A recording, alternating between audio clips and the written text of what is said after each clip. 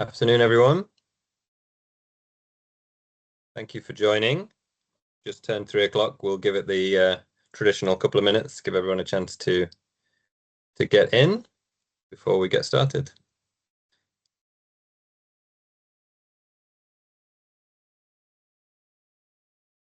Can I ask a question? Will this be taped? Yes, John. We will be recording. Yep. Because Maya's at work this afternoon.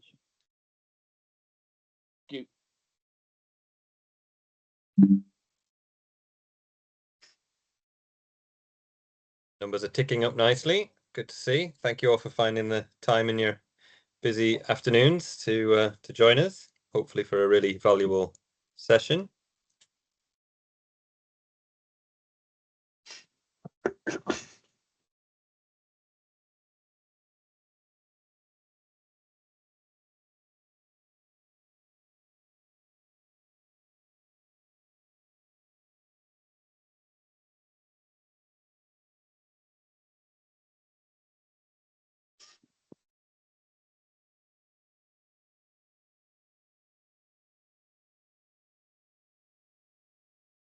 Hi to those still joining.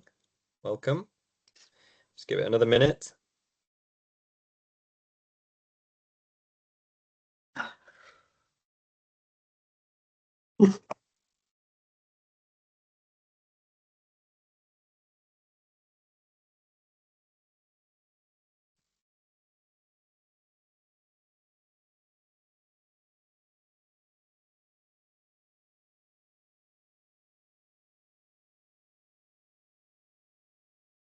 We've ticked over 50 attendees. That's excellent.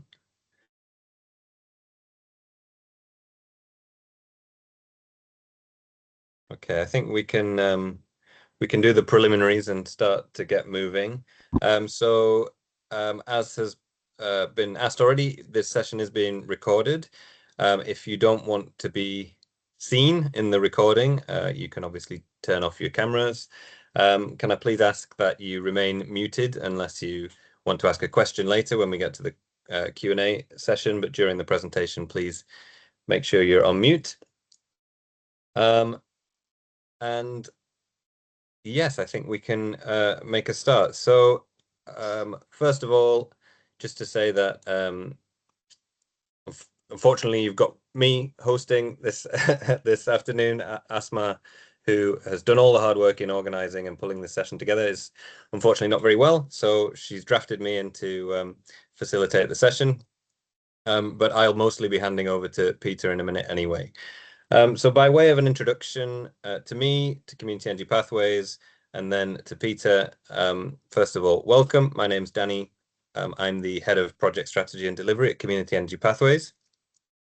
And just to say a little bit about who we are as an organization, we are a mentoring and sector capacity building organization for the community energy sector in England.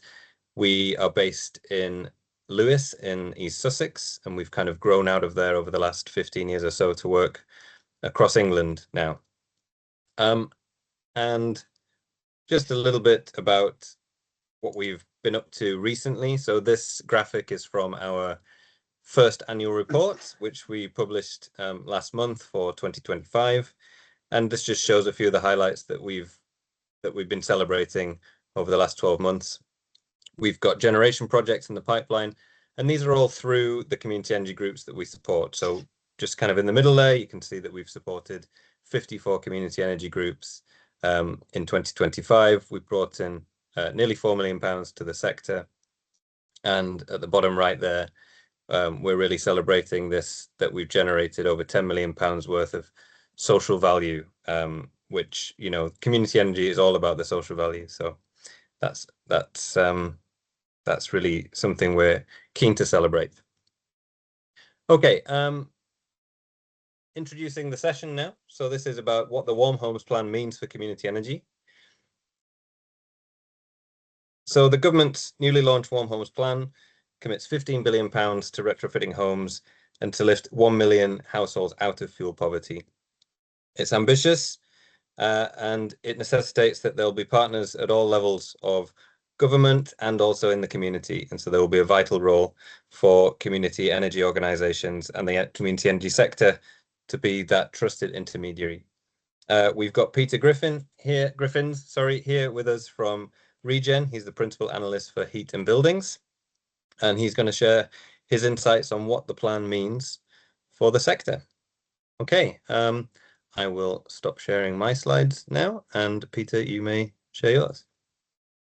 Great, thanks so much, Danny, and thanks to Community Energy Pathways for the invitation and for everyone for coming along. Great to see such a good crowd. Very briefly, we're going to have some introductions from myself and hopefully some from you. I'll get onto that in a moment. I run through the plan as it kind of pertains to community energy groups and kind of highlighting some opportunities for community energy groups and kind of the uncertainties that still pervade the whole thing there. That's going to be a slightly recurring phrase, I think, uncertainty. And then there should be plenty of time for some questions and discussion to explore whatever we like in a bit more detail. So as for the introductions, I'm going to go onto a slide in a moment to introduce myself and Regen. But while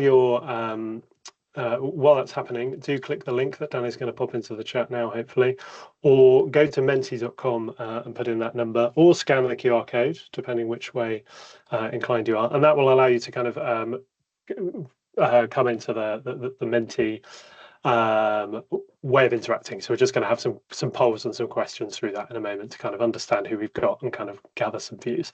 If you don't fancy it, or if it's too complicated, don't worry about it. It's just a kind of a way of getting a picture of kind of who we are as a group and kind of understanding where people are coming from. Well, maybe you're doing that. To introduce Regen, so Regen, we're a not-for-profit that works to decarbonise energy. So we have a mission to accelerate a just transition to net zero, and we do that through independent, evidence-led insight across kind of four key goals: so clean power, powering up low-carbon homes, and power to places and people, and a just energy transition. Now, all of these obviously interrelate, and community energy kind of certainly crosses across all four of them and is a big part of what we do. My role at Regen is focused on this powering up low carbon home. So I'm interested in kind of buildings and retrofit. And my background before I joined Regen about a year ago was working for a company called Parity Projects, now part of Cotality, doing modelling of kind of large numbers of homes to try and support retrofit planning. So back to these, actually, I'm just going to go straight over to here. Great, some people have been chucking some things in already. So this is just to get a quick picture of the community energy groups that you represent. That's great to see a few familiar names. The larger ones are showing that we've got a few people from Community Energy Pathways, not too surprising, and quite a few people from local authorities. That's great to see too, and some Regen members I'm seeing coming up in some of the other groups there as well. Looks like, oh, if I move that out of the way, getting a few more responses. So that's lovely, just to get a kind of a picture of kind of who we're representing. Feel free to kind of continue putting those in, but I'm just going to move along to the next question, which is just to get an idea. This is just for those who are from community energy groups. So if you're a local authority or one of those other organisations, please hold back. Or if you know of a community energy group, feel free to answer the question. So we're just trying to get a picture of kind of what the people in the room are doing on domestic homes. There are plenty of the community energy space sort of grounded in renewables and PV. So I'm just interested in kind of who's already delivering advice, maybe with energy champions, maybe kind of you have surveyors who are doing some work, maybe you're actually involved in delivery, maybe it's something you're interested in, but actually at the moment you're still based on in kind of solar schemes or other sort of schemes. Or maybe you're taking one look and going, goodness me, this is too complicated. We're quite happy with our solar farms. amazing how beautifully sloped it is across those options in the right order. So yeah, as I sort of expected, advice being kind of the entry level way for community energy groups. You can tick multiple options. So it's a shame we can't see, but presumably some groups are kind of working across those. I suppose if you're doing delivery, you're likely to be doing surveying and advice. Interested in split though. Great. Okay. There's one last one then, that is just to kind of get some ideas on what do community energy groups offer the clean heat transition. So I'm not looking for descriptions here. I'm looking for kind of simple one word or short phrase.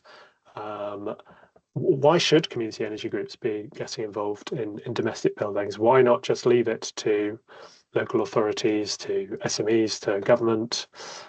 There we go. The first one come up. Local solutions, localized, trusted. So trust was the big one that I thought was going to come up. We got trust and trusted. Hyperlocal, trusted voice.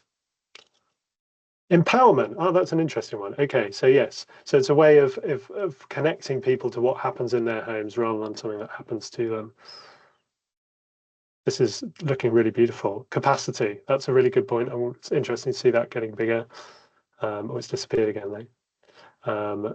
Yeah, I mean, we know the supply chain is a big aspect. So there's something that says we've all got to pull together, and we need to be bringing in everyone. There's a few themes going across all the smaller words, but there are a few different ones as well. Years of expertise. So that's really important to know. This isn't new for lots of community energy groups.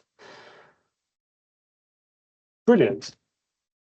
Okay, again, feel free to keep popping those in, but we're gonna go back to those slides. Thanks. That's given me a really nice picture of kind of what we're doing. So the warm home plan, I say it's like Christmas morning, but it was Christmas morning. It was a bit delayed. It's supposed to be before Christmas, having been delayed from autumn, and then came in the new year. But as well, it's a very strict household. So there's a picture of me and my daughter last Christmas, and she's smiling now, but this is before I've told her the rules.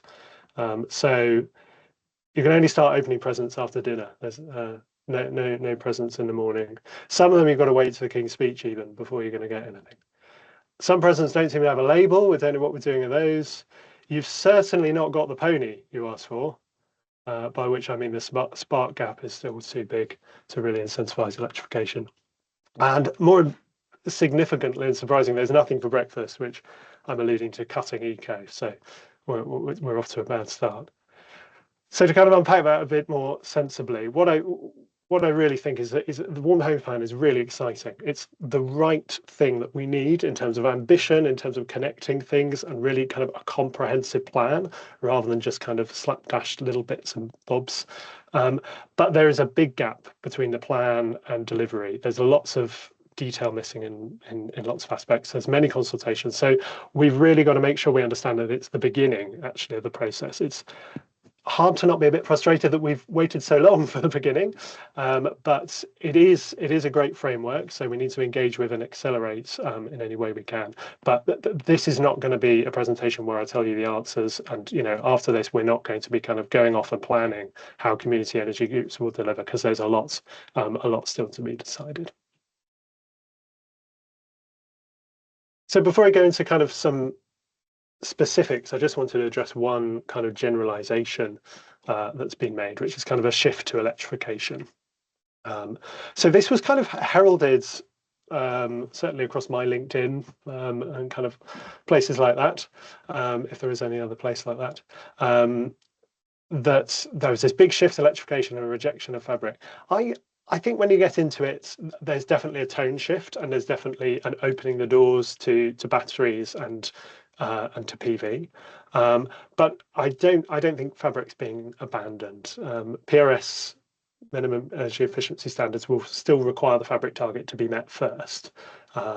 So there's still kind of a fix there. The existing grant schemes are going to continue with fabric. We don't know what the new grant scheme is going to do after that, but it's going to absolutely have scope, and I would guarantee that it will assume it will have some level of fabric targeting. So I would argue that it's a shift in tone and a broadening of the investment. Whether this makes sense or not will depend on your point of view. I think it does make sense to ensure that spending is reducing bills efficiently, and actually you can put solar on the roof and make a big bill impact quite easily and relatively cheaply. But there are risks. So the right tech being installed without supporting fabric, I basically mean in terms of heat pumps, we need to make sure that the standards and requirements are there. Now, again, this is one of those details that we'll come to, but that's kind of risk number one.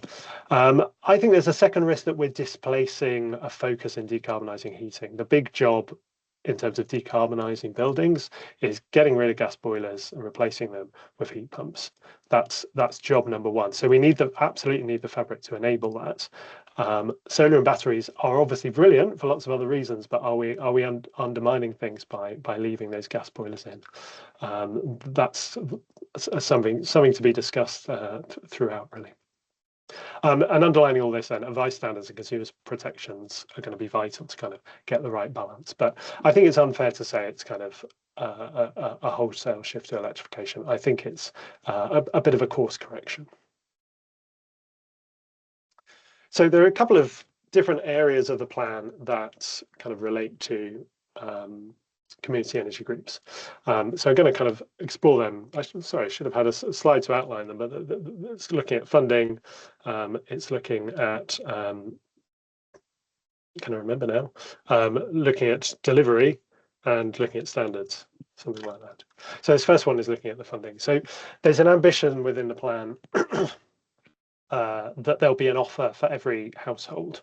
So that's across 10 years, the quote says there, but it's also actually to bring in financing for kind of more well-off households. So that's kind of the starting point. If we look at what that actually means, the first place to look is obviously the grant funding. So this splits into two. We've got the boiler upgrade scheme, which, as we know, subsidises heat pumps and actually air-to-air heat pumps and some thermal storage systems now, or soon rather. So that will be expanded. But actually, kind of perhaps more critically than that is the fuel poverty schemes and improving homes that are kind of otherwise not going to get that investment. So currently, these numbers are based on the existing Warm Homes Local Grant and social housing funding. A bit more money has been put into next year for the social housing fund. And we can see that the graph is going up. We are absolutely increasing spending across both of those schemes. Importantly, for the low income scheme, there's a plan to consolidate from 27-28 the two schemes into one low income cross tenure scheme, which we'll come onto a little bit when we talk about area based delivery, because that's a kind of core part of that.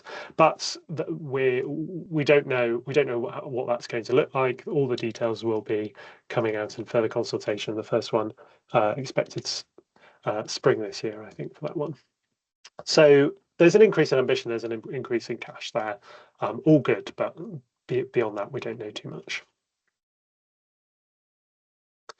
So the other part alongside the grants is the investments and loans. So one of the challenges that DESNZ have is a lot of the budget that's been set is kind of defined as financial transactions, which means it's money that the Treasury expects to come back to some degree.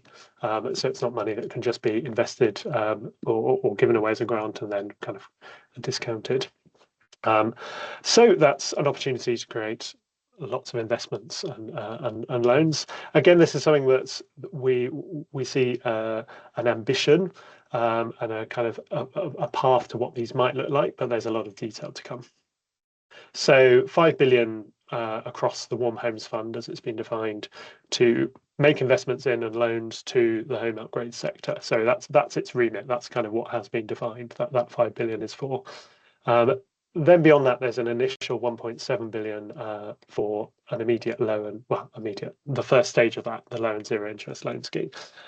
There's a partnership with the Green Finance Institute over the next year to develop exactly what that will look like. So that's bringing lots of banks and other interested parties to kind of work out how financing actually works. And I think the challenge here is actually demand.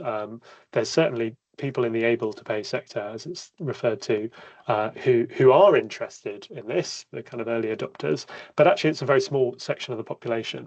The rest of the population, even if you give them a really compelling financial offer, I mean, we all know how long we've been talking about getting the kitchen redone, or even having the leaky garage roof fixed, you know, all of those things. It takes a long time for people to get around to things, even if they want to do them, let alone kind of being persuaded that it is going to be worth their while, and that they should do it now. So I think there's a lot of challenges around how we package that in a really compelling way to make the demand there, as well as the kind of financing aspect.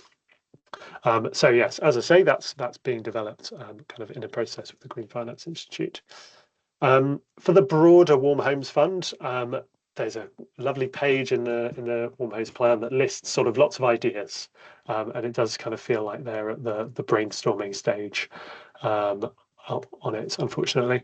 One of those, though, is community energy and cooperative models. So I've copied what it says there. So kind of there is an opportunity here for kind of delivery led by community energy, and they've recognised that. There'll be a call for evidence on these options in early 2026, so any day now, presumably. So make sure you're looking out for it, and make sure we're responding to that to ensure that this kind of option is well resourced and it's set out in a way that works for the sector. So my second section is looking at advice and standards. So as we saw in that first kind of graph that I asked you what you were involved in, advice was the kind of one across everything. So the core aspects here is the Warm Homes Agency. It's a dedicated public body to support the delivery of the Warm Homes Plan and guide consumers through the transition. So what do we know about this? So again, details are still to be announced. Our engagement indicates a few things that goes slightly beyond what it says in the plan. So the digital advice offering is kind of the backbone of this. It's a bit worrying, being frank, that there doesn't seem to be much sign of kind of the various other things that the Warm Homes Agency is kind of linked to, and has been mentioned as supporting in terms of planning and delivery and broader advice. So it's yeah, there's a bit of a uncertainty around there, should we say? But the digital tool will include some kind of income verification tool, which is obviously a useful step for to be centralized, you know, if they're working, as I understand it, to link to kind of DWP data or whatever they need to do to kind of tick that box, which can be a challenge for other groups to do. And the idea of the digital aspect is as a national spine with an API that can be white labeled and all those other things, that can then connect to and support local advice. So they do seem to be conscious that there's an existing ecosystem out there.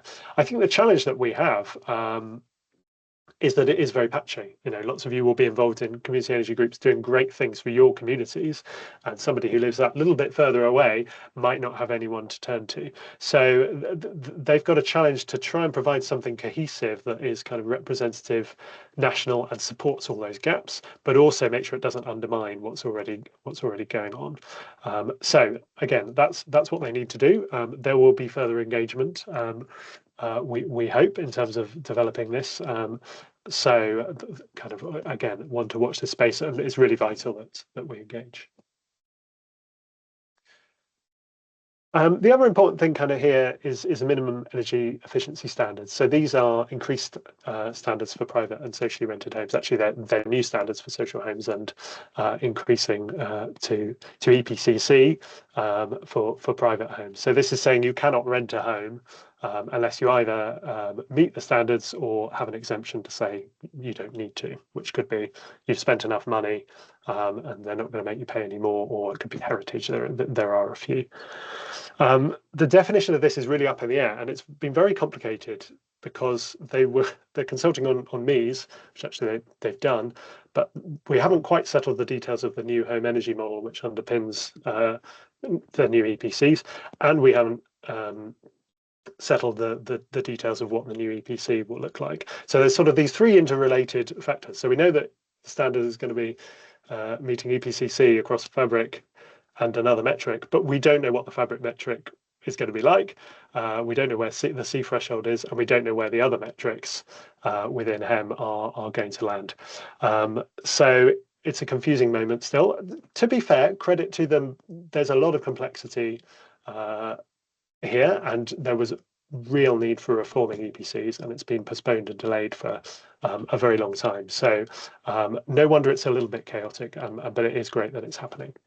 There is currently live for another few days a really important consultation on the HEM EPC wrapper. So this is this last bit that's settling what EPC thresholds will do. So that's the most, there's a few bits of it, but the most important aspect is to say, this is what we think EPCC homes should have to do or couldn't do, which is saying, you know, what do landlords have to invest to get to certain points. That's probably enough detail on this here. I'm very happy to take more questions on this. This was my bread and butter in my old job, so can nerd out if required. But it's probably the most important thing for community energy groups is to know that energy champions and advisors will need to make sure they're across the details to be corresponding to these consultations. This will have an indication on the complexity and the expertise that your surveyors will need. So you might have a view on that, as well as kind of the implications for your delivery and kind of the broader mission. So do dive into that. But otherwise, it's another watch this space. So the kind of third aspect I want to talk about is delivery, and there's a really exciting ambition here, actually, but again, it's tempered by the fact that there's still a lot of detail to be played out. So the Warm Homes plan says that they're planning for strategic area-based coordination on why to ensure they make the most opportunities of the grid keeps pace with the rate of change. So it's interesting that the grid is really centre stage there. So one thing we do know in terms of how that ambition will be manifested is that combined single low-income scheme to work across social housing and private housing will be area-based. We don't know anything more about it, and again, there's a consultation coming in the spring to kind of shape that. There's also ambition to coordinate with electricity networks. This again there's a parallel process going on. So Ofgem are consulting over energy efficiency within ED3, which is the next price control, which regulates how DNOs behave and what they have to do and how they're paid for things. So that's a pretty major step to say that DNOs, so these are people that manage the wires between your house and the large kind of electricity transmission network. Really, the only contact we might have is if there's a power cut. If there's a power cut, we'll get a notification from them. They don't really relate to customers, so it's kind of looking at how that might change. There's some no-brainer things of unlocking in terms of advice, but there's also some kind of real questions as to whether they're the right body to be delivering that. Then obviously community. Sorry, the third point here is that there's a nod, and it's little more than a nod, that Great British Energy and the Warm Homes Agency should work together for whole place-based solutions, so bringing in renewables. Community energy groups are obviously very well placed to do that, or many of them are. So again, great idea. We don't know how it's going to be delivered. The other thing that is a real challenge for government here is to make an area-based scheme where they're really empowering the right people without creating something that if you live in this postcode, you have a great offer and great delivery, and if you live over here, there's nothing. And we know that delivery is very patchy. There are some local authorities that are very active. There are some areas that have very effective community energy groups, as some of you are representing. But there are areas that don't, so that's the thing they're balancing. At the same time, we also have local government reorganisation, English devolution, and looking at how kind of strategic authorities will fit within this. So again, there's lots of things changing at once. So yeah, I mean, that's sort of my last point on the last slide. Community energy are highlighted in the plan as a core stakeholder among a list of several others.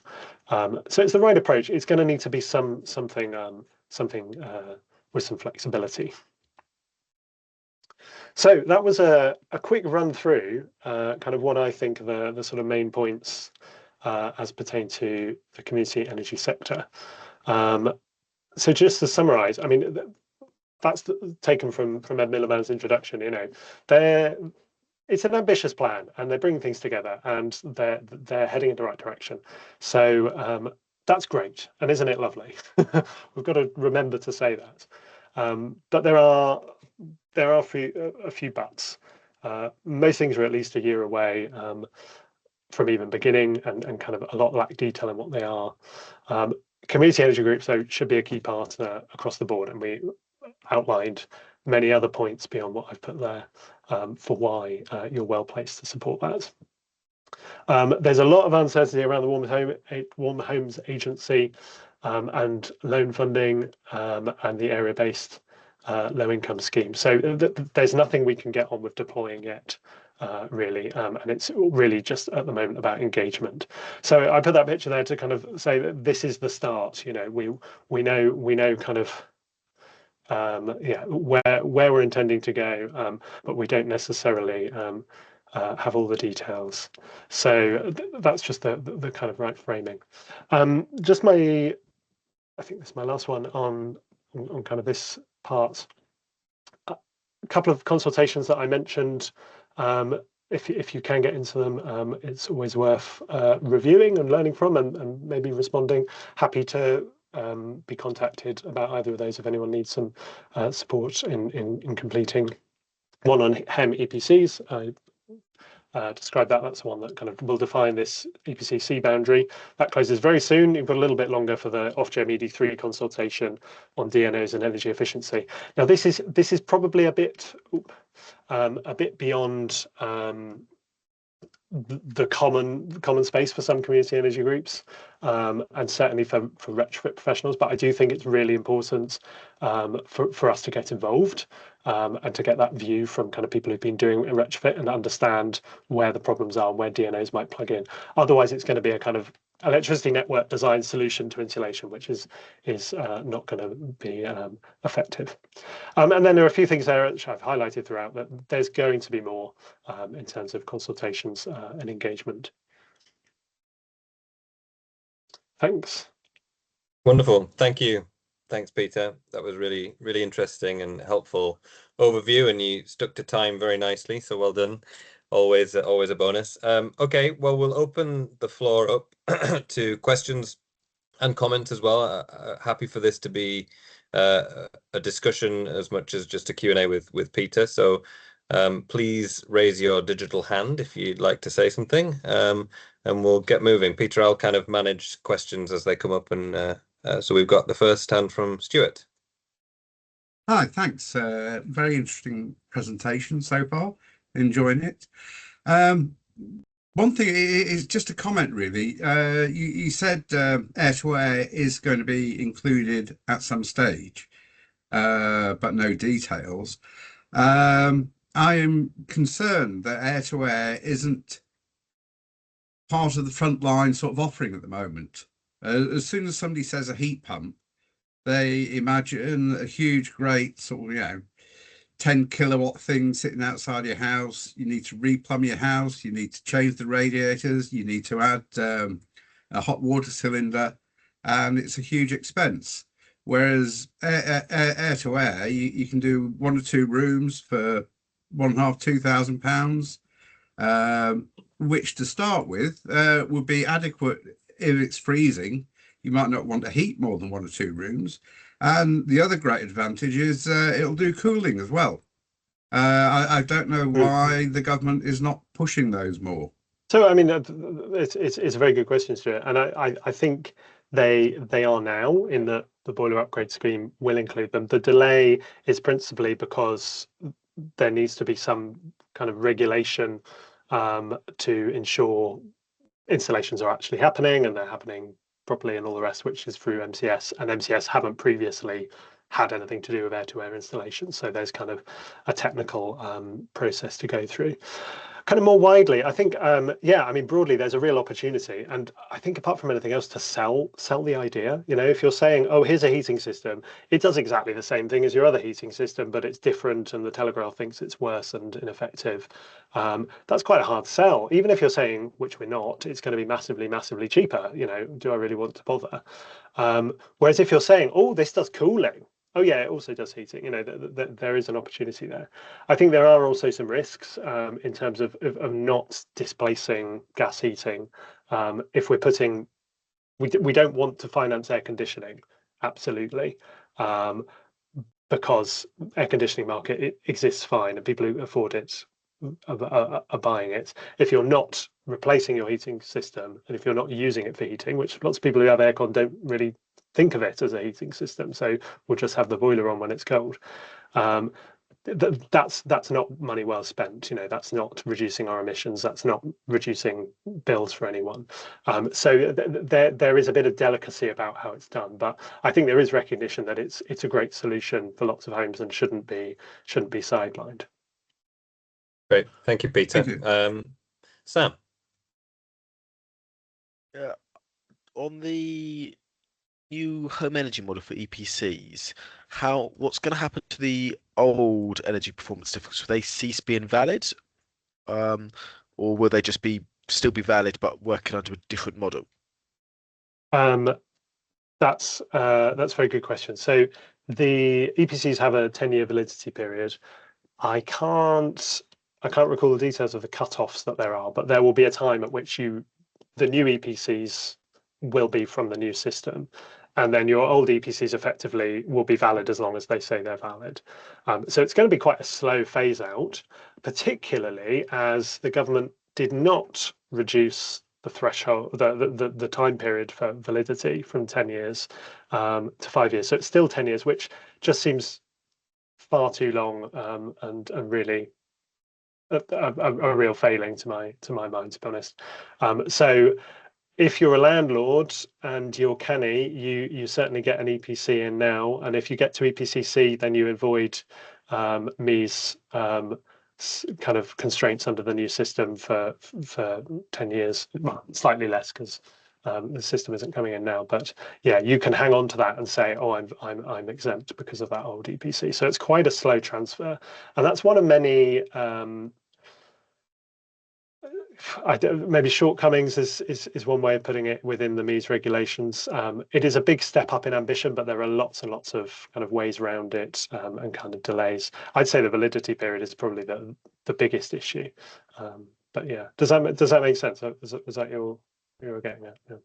Yeah, thanks, Peter. At least we're seeing some evolution in the EPC system. We'll call that progress. Take that. Kate.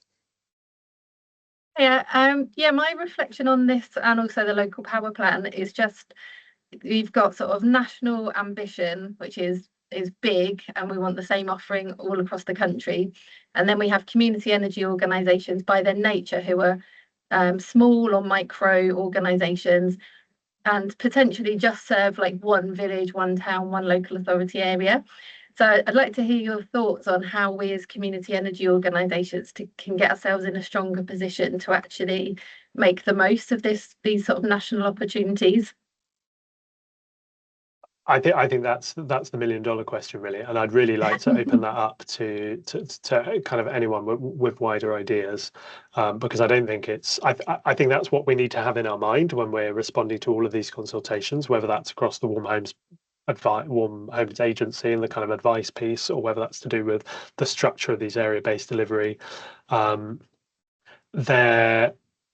are lots of things to pull together, and there is a real tension between wanting to move quickly and have something standardized and wanting to have something locally trusted but actually works. You know, I think we see that when you try and do those large scale things and pretend that everywhere's the same and have a supply chain that kind of is ignoring SMEs or not engaging them effectively, it doesn't work and it doesn't scale. that's the point. That's the position government's at. You know, the warm hose plan goes, oh yeah, this would be nice, area-based delivery. All these people need to help, and that seems to be as far as they've got. So yeah, the jury's out. I guess relationships with local authorities are always going to be a massive thing. They're obviously going to be another actor. So, you know, if you can cement those relationships now and develop them, then you're going to both be really well placed to kind of map up. I imagine there's going to be some flexibility about how it works to represent it. But yeah, I wonder if anyone else wants to come in on that with some better answers. Well, I'd just add, Peter, that collaboration within the sector as well. You know, I think you're absolutely right with local authorities, but you know as well as anyone, Kate, that we're already demonstrating how if we work together and we can cover bigger geographic areas, but also it kind of amplifies the impact, and also we get more opportunities like this to kind of share learning with each other and evolve our response to that national ambition together. It just feels like a natural way to try and tackle it. So that would be my take. Always positive. Great, Victoria. Thank you. A great presentation. Purely practical point, which is that a major blocker to Central Bedfordshire Council insulating its own social housing stock has been people not being able to empty their lofts.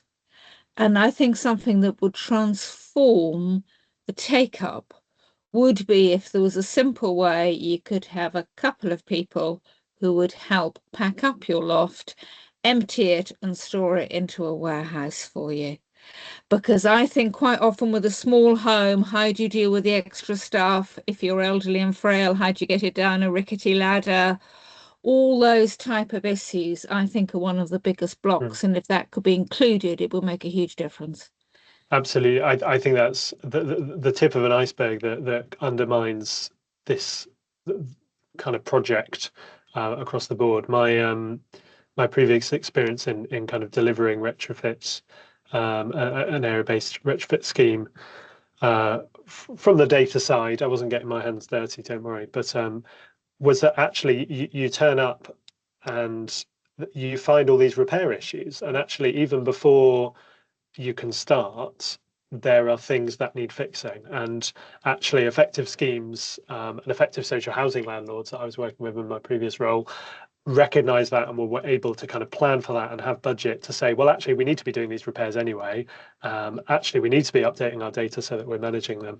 But when you're then looking at private homes, it's a real challenge. And actually, yeah, even finding the right person at the right home. And it is the thing that undermines area-based delivery. You know, if we're going to say there's a lot that's really compelling about area-based delivery being a great idea, but then you've got a whole streets of things that you've got to underline. I mean, that's an opportunity. Get the community together, and you know the neighbours can support the loft emptying. But that's a kind of rose-tinted world, and we need to make sure that this is working in the less rose-tinted communities, I suppose. Great, thanks, Peter.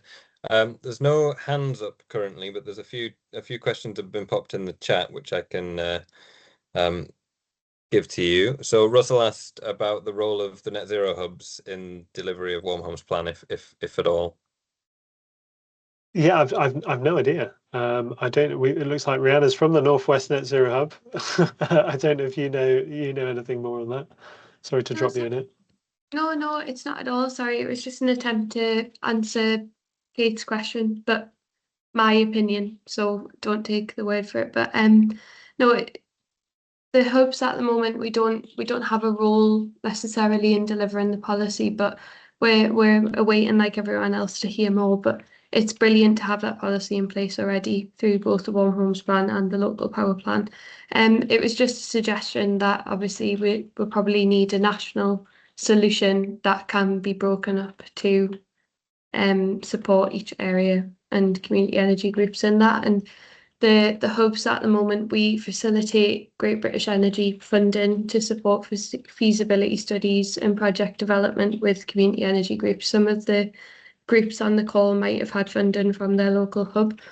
But we also support capacity building, so looking at the barriers that might block projects, and then we feed that in through our working group. So yeah, if anyone has any barriers, please let us know. Thanks, Rihanna. There's another couple of comments from Robert, and then Genevieve has responded as well around skills and training. Some concern that maybe there's not much emphasis within the Warm Homes plan on the training needed to deliver the work. Don't know if you have any thoughts on that, Peter. Yeah, it's something I admit is not so much my core expertise. It is nodded to, kind of as has been mentioned. I guess I mean the biggest thing I've got a couple of kind of closing slides I was going to come onto that this gets onto is there's been a bit of a shooting in the foot of cancelling eco in terms of the supply chain impact, and yeah, one can't help but think civil servants aren't used to having to worry about cash flow, so that if one scheme stops, small businesses go out of business, even if there's a short delay. And between eco ending, we still don't know really what's replacing it. So there will likely be a drop off in the supply chain. It's hard to imagine it not happening now, and that's going in the wrong direction. In terms of kind of the broader challenge of skills, I think there is a challenge of aligning the demand up with getting the right trainers and getting the right courses and the qualifications, and kind of doing all of these things at once. My impression really is you need to build up the demand to actually get the training. However hard you try to get people training into something, if they can't see a future in it, they're not going to choose that course, and colleges aren't going to choose to invest in it, which then means you have a skills bottleneck. So I don't know. That's sort of my impression from a distance of a section I'm less very reliable on, but it's certainly a challenge, but I can't see that you can tackle it before you get the demand there. Yeah, 100%. I think when I was previously a local authority as well, we were trying to tackle that and saw firsthand that challenge of trying to engage colleges, FE colleges, on running these training courses when employers weren't asking for it was very, very challenging. So it's a chicken and egg problem, really. Yeah, I don't see a clear solution other than driving demand, which I think as community energy organizations we can definitely help with, right? Drive the demand, and then the rest will follow, I think. There's no other questions at the moment, but I had one, Peter, if you'd be happy to say a little bit more. You mentioned when you were talking about the consultations that are currently open about the Ofgem's consultation around DNOs playing a greater role in energy efficiency. I think at Community Energy Pathways, we're really interested in how this might work. Obviously, they are place-based organizations. They're monopolies within their geographies. There's certain clear advantages to having them involved in some way, but as you kind of alluded to, this is not something they know what they're doing. This isn't something they've ever done before, and there's a big unknown element. So just your own thoughts and kind of feelings about the role that they might play and how it might sit alongside the Warm Homes agency, for example, once that's up and running. Again, we're looking a couple of years away, aren't we, into ED3 before anything actually happens. But yeah, could you say a little bit more about that? Yeah, absolutely. So the consultation kind of splits it into two sections. And the first, I can't remember the language it uses, but the first section is kind of no-brainers. I mean, they're not quite no-brainers, so I don't call them that. But there's kind of looking at barriers to being more supportive of delivery, kind of being more open with data sharing and some things like that. I'm sure in the detail there are some risks in there as well, but it's kind of the stuff that's fairly easy to agree on. And then the next section is really kind of very open. You know, this is the Ofgem have said kind of anything from that second section. They'll, if they take forward any of it, they'll do another consultation to flesh it out. So they're really quite open-minded, and it goes from kind of, you know, maybe even being responsible for delivery, maybe even funding delivery in some cases where there's a network benefit. Yeah, I mean, I think we're still developing our response, and I can really see both sides. There is a real question of kind of, you know, is it like asking the plumber to wire your house? Or, well, I suppose it's the other way around, isn't it? It doesn't naturally fit to kind of what they're used to doing in lots of ways, but at the same time they are present everywhere. At the same time, they could be a trusted local voice. I don't think they are, any of them really at the moment. I think they're mostly anonymous. People don't know who their DNO is, and if you ask them, they'll say it's Octopus Energy, which it isn't. So there's some uncertainty there. And then the payment aspect is really interesting. I mean, there is a kind of suggestion that it could be paid for through what's called the regulated asset value, which is essentially kind of borrowing with the DNOs, but rather than being on the Treasury's books, being on future bill payers' books, being on our books that way. It feels like a weird way to buy things that are going into individual homes. There's certainly not network infrastructure in the same way that other things are, but at the same time, if it gets it paid for, maybe we should be pro it. Yeah, I don't know. It's a really tricky one. I suggest have a look and really open to discussions. And you can tell that we haven't had our big internal get together to thrash it about, because I'm still very open-minded across it all. Yeah, same. We're just coming to terms with it as well.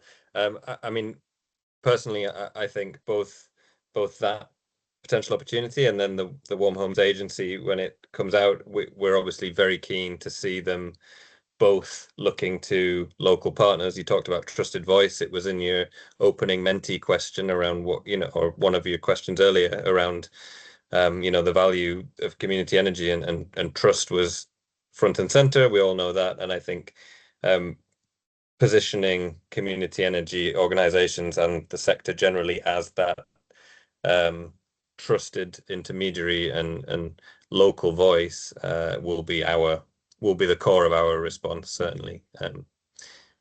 So yeah, it's interesting. Alrighty, we've got a few minutes left. Peter, did you have any? Oh, we've got one hand shot up. Will, I think we have some time for your question or comment.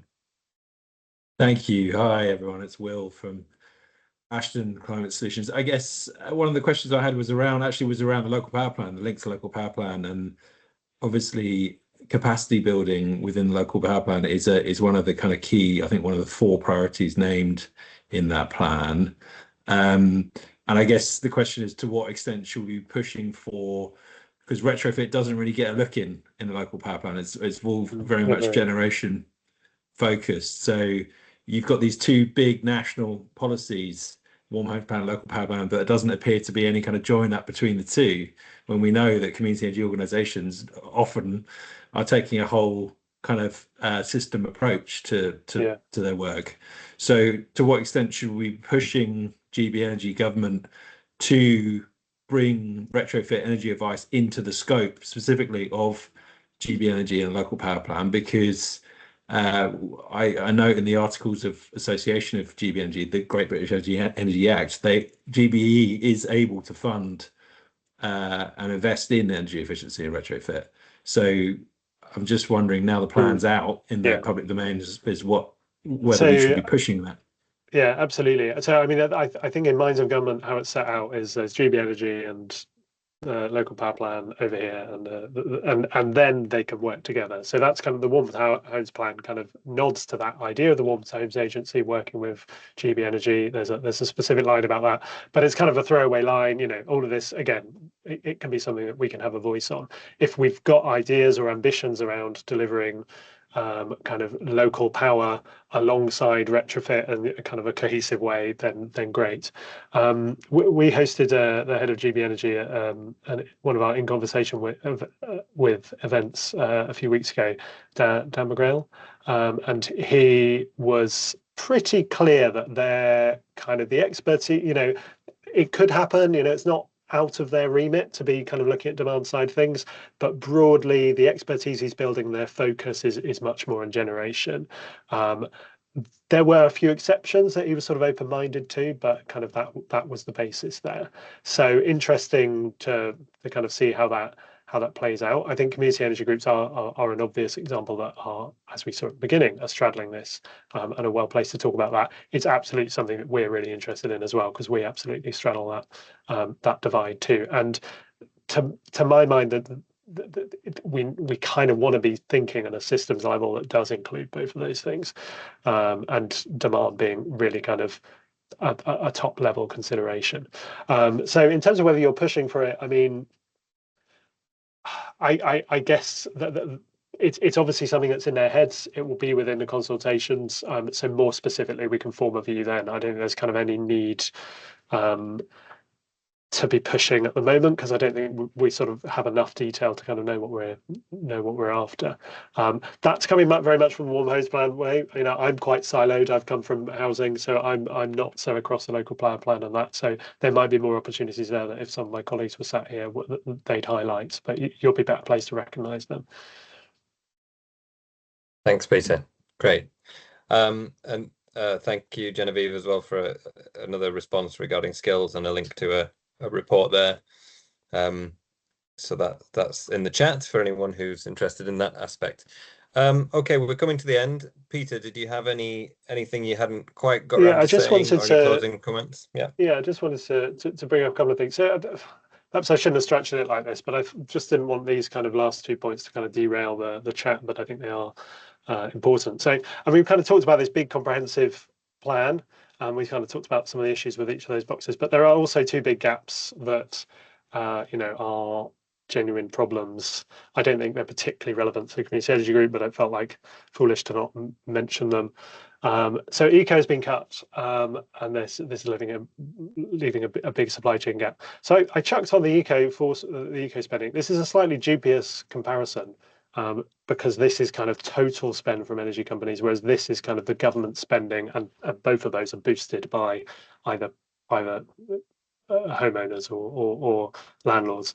So it's not quite as comparable, but eco was a massive chunk of funding, you know, and it had its problems for sure, but we're seeing jobs being lost. It's kind of too late to do anything about this now, I think, but worth shouting about. So maybe it won't happen again. The other thing is that we absolutely need lower electricity costs. The budget went some way to doing this, but actually we need lower electricity costs to reverse this circle. At the moment, electricity is expensive, so demand suppressed, so fixed costs are spread thinly, and we're increasing those fixed costs by investing in the network. So electricity gets more expensive, and there's kind of no way out of this circle other than intervening to make electricity cheaper, to really boost electrification, which is more efficient, gets us off kind of volatile gas markets, and is obviously lower carbon. So it feels like we're running uphill with all the efforts to electrify without really addressing this. So that's the drum I'm going to keep on banging. It's the Climate Change Committee's top issue as well. It's everybody's top issue because it's obvious. Then just a few plugs I wanted to close with. We, as Regen, we have over a decade of experience working with the community energy sector. We love the community energy sector. We are the community energy sector. So if you haven't come across us, have a little Google of Regen. These are just a few of our community energy relevant publications, including a toolkit we did with London councils that was published today, hot off the press. So do have a look. That's not enough though. Why not join? You can join Regen. We're a mission-led organisation, but we're based on our membership, and that includes lots of community energy groups. Our membership rate is very reasonable for community energy groups. You get a 68% reduction, which is only a few £100 a year. And that gets your voice heard. We engage with Parliament in various ways, and Parliament and government and beyond. It gives you clarity amid this kind of onslaught and support in submitting these consultations and things, and dedicated membership resources. So do email Hannah or see our website. There are also, we are a body you can commission to do work if you have any studies, and you can sign up to our mailing list for free if you're not quite ready for membership. So those are some shameless plugs. So thank you, Danny, for letting me make them. Okay, no problem. I'm not sure if you were moving along slides there or not, but I don't think they moved if you were. Were you? Oh, yes. We only saw your closing comment slide, I think, and there's a couple of comments in there. But we can share slides after the fact anyway, I think, can't we? That's not a problem. So we'll share all that resource with attendees anyway. So just to say thank you again, Peter, for your time today and for your thoughts, and obviously putting time into that presentation. Really, really valuable. Community Energy Pathways is, oh yeah, let's get the applause emojis rolling through. There we go. Community Energy Pathways is looking to collaborate, and will be collaborating with other sector specialists, as well as running our own content on future webinar series. We're looking to be delivering about one a month, so please keep your eyes peeled for upcoming webinars that will be obviously dealing with similar topics related to government policy, but also some more delivery focused topics as well for community energy groups, and the types of projects and things you might be looking to do. There's lots and lots of support between CEP, Regen, Ashton are on the call as well, and others, and we're looking to work together to kind of make this all work for the community energy sector. So thank you very much for joining. We've just tipped over 4 o'clock, so thanks again, and we'll see you next time.